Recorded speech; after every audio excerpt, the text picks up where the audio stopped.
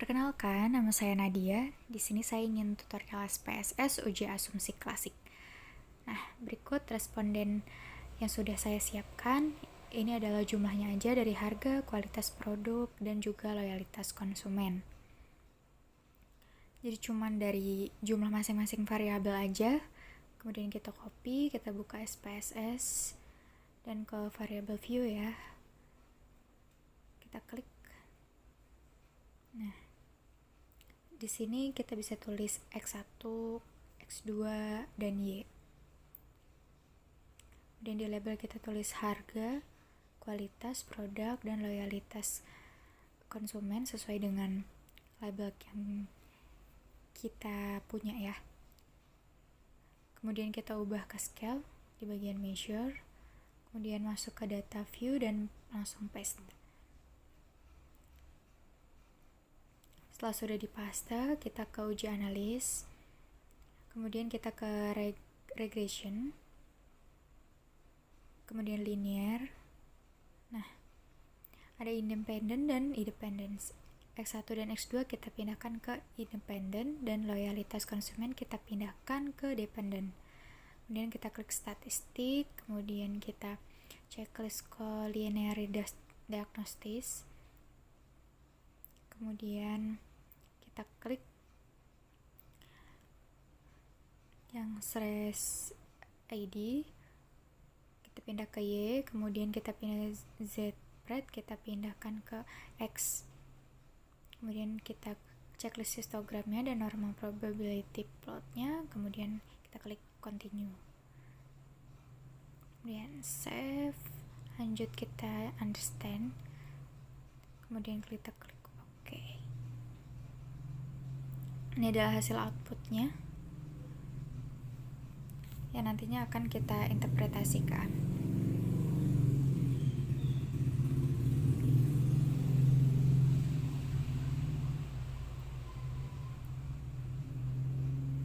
Seperti ini hasilnya.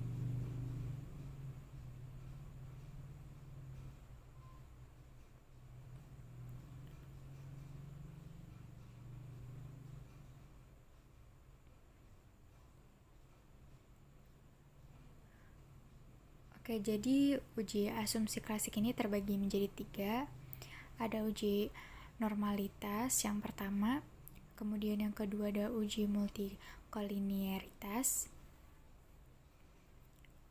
Nah, kemudian ada yang ketiga ada uji heteroskedastisitas.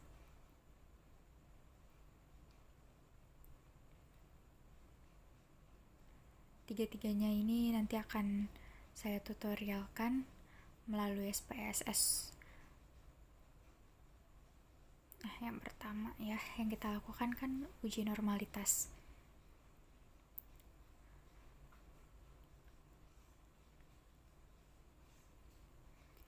Nah, uji normalitas ini dikatakan normal apabila nilai tingkat signifikasinya itu lebih dari 0,05. Jika kurang dari 0,05, maka dikatakan tidak signifikan.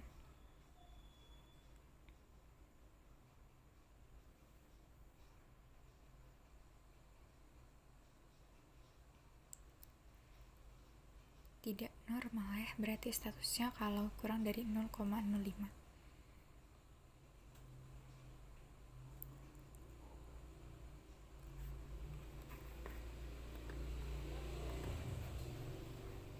Uji normalitas ini kita bisa lihat dari histogram, habis itu kita bisa lihat dari plotnya, habis itu kita bisa lihat dari Kolmogorov Smirnovnya. Pertama ya, histogram dulu.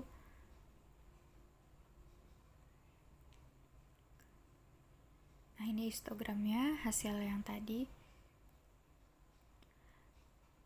Nah, dia bisa dikatakan normal itu kita bisa lihat dari hasilnya. Jika dia membentuk huruf N atau huruf seperti gunung bentuknya, nah ini bisa dikatakan normal. Dan tapi ini tidak bisa berpatokan ya teman-teman. Nah, habis itu yang kedua ada plot. kita bisa dilihat di sini. Normal PP plot of regression standardized residual. Nah, titik-titik ini nih ngikutin garis diagonalnya. Nah, jadi kalau misalnya mengikuti seperti ini, dia bisa dikatakan normal. Begitu teman-teman. Kemudian, nah yang terakhir nih agak sulit. Kolmogorov.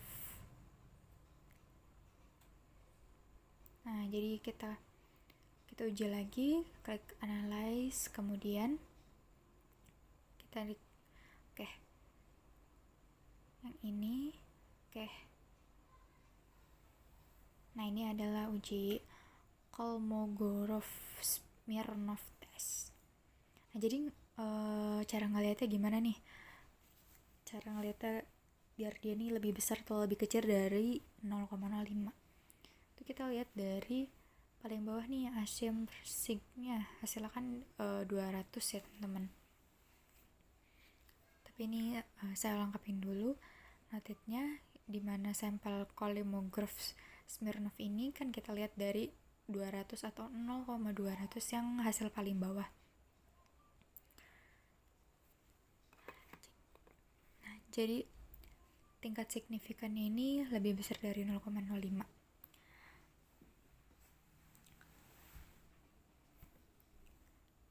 Jadi si 0,200 ini lebih besar dari 0,05. Jadi dapat dikatakan bahwa variabel-variabel tersebut itu normal.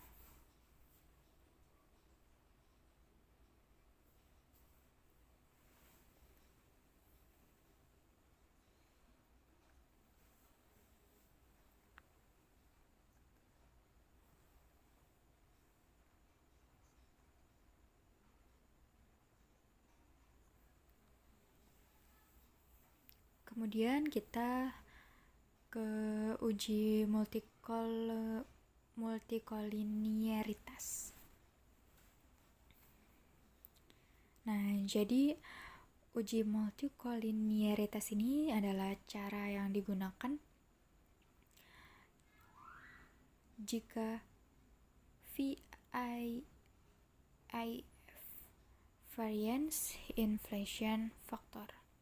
Jika VIF ini di bawah 10 dan tolerance value-nya ini di atas 0,1, maka tidak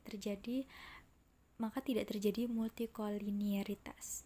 Jadi variance inflation factor ini jika di bawah atau kurang dari 10, maka tidak terjadi multikoliniaritas. Di sini dicatat dulu ya.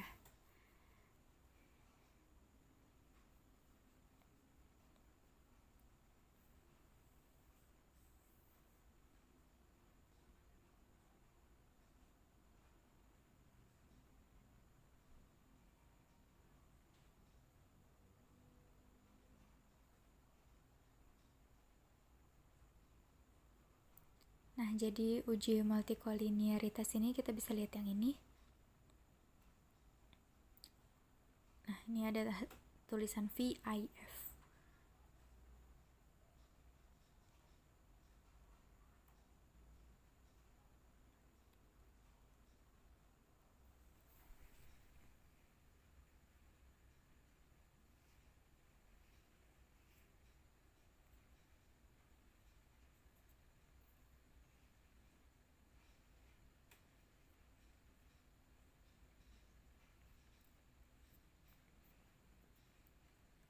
Nah, jadi interpretasinya itu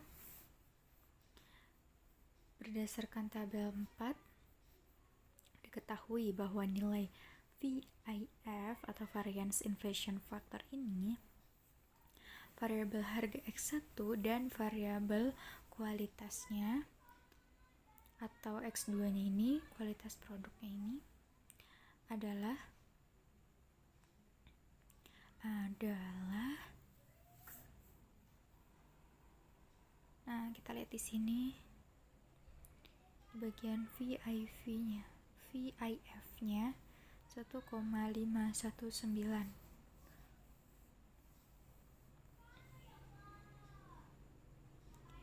Dia kurang dari 10. Artinya 1 koma ini kurang dari 10, maka terjadi multikolinearitas.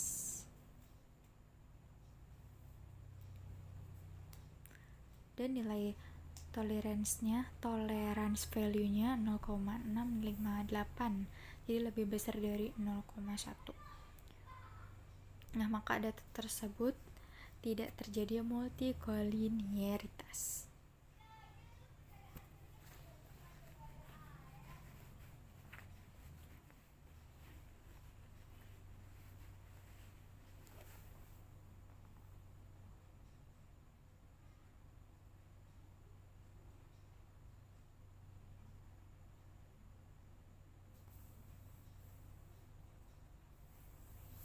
Nah, ini sudah sesuai dengan patokan di atas, dengan patokan notate yang saya buat.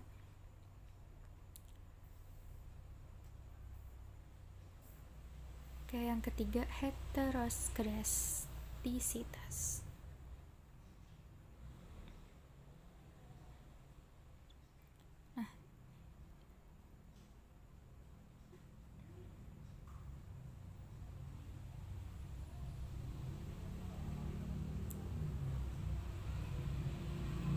Nah, jadi jika titik-titik ini membentuk suatu pola, maka tidak terbentuk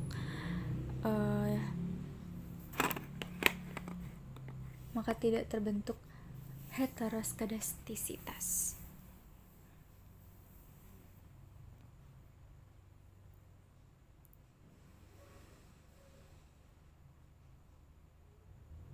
Kalau menyebar bentuknya seperti ini, bisa dikatakan dia tidak terjadi heteroskedastisitas.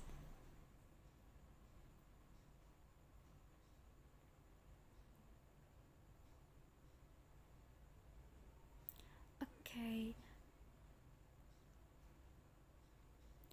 Cukup sekian dari tutorial yang saya berikan. Terima kasih banyak. Assalamualaikum warahmatullahi wabarakatuh.